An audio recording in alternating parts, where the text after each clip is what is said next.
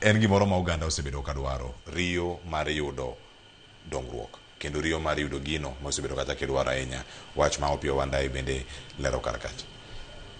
Kawuoyo wach mar stima to adwa wacho ni Migosi kuma wuok e chande bet wakonyo nikech wan e town Kisumu Central Constituency mane chuny boma.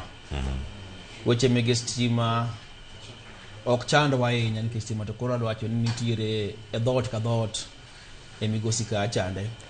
Kendo jogo matimo kata mana ohala mege welding kande matiyo gi stima 3 phase kande. Ng'eny kotero kwaya mar Kenya pa mondo megi 3 phase kendo giyudo kendo gitimo godo ohala. Miyo wach stima to ok chenda ahinya kuma ai Migosi.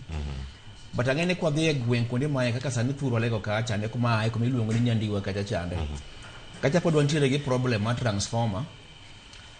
Kumotel gi mwisho barbasa ochung' ne budget Samuel Atandi.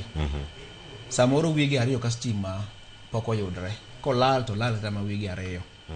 But angadier ni under rural electrification stima wadhi de gweng' mora mora nikech iga mwantiere ni nduto no pledge ni dhot ka dhot odhi kele stima.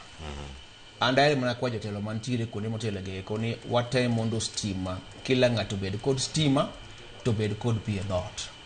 Mane piny masani. Erokamano ahinya. Liki. E wach stima ni Cleophas aja kwayo ga jowa